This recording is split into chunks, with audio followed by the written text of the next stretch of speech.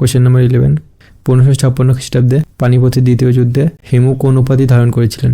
সঠিক উত্তর Vikramaditya. Question number 12, 1576 খ্রিস্টাব্দে হলদিঘাটের যুদ্ধ কার মধ্যে হয়? সঠিক উত্তর আকবর ও রানা প্রতাপ। কোশ্চেন নাম্বার 13, 1600 খ্রিস্টাব্দে ইস্ট ইন্ডিয়া কোম্পানি চার্টার পান কার কাছ থেকে? সঠিক উত্তর রানী এলিজাবেথ। কোশ্চেন নাম্বার 14, 1739 খ্রিস্টাব্দে নাদির শাহ কার শাসনকালে ভারত আক্রমণ করেন? সঠিক উত্তর মোহাম্মদ শাহ। কোশ্চেন নাম্বার 15, 1757 সালে 23 জুন পলাশির যুদ্ধ মূলত কাদের মধ্যে সংঘটিত হয়? সঠিক উত্তর নবাব সিরাজউদ্দৌলা ও British East India Company. Question number 16, পলাশির যুদ্ধ কোন নদীর তীরে সংঘটিত হয়েছিল? সঠিক উত্তর ভাগীরথী। কোশ্চেন নাম্বার 17, 1761 সালের 14 জানুয়ারি পানিপথের তৃতীয় যুদ্ধ কাদের মধ্যে সংঘটিত হয়েছিল? সঠিক উত্তর আহমদ শাহ আবদালি ও মারাঠাদের মধ্যে। কোশ্চেন নাম্বার 18, 1764 সালে বক্সারের যুদ্ধে কোন 3টি শক্তির সম্মিলিত বাহিনী ইংরেজদের বিরুদ্ধে লড়েছিল?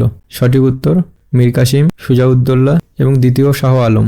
কোশ্চেন নাম্বার 19, 1764 খ্রিস্টাব্দে বক্সারের যুদ্ধের পর 1765 সালে কোন চুক্তি স্বাক্ষরিত হয়?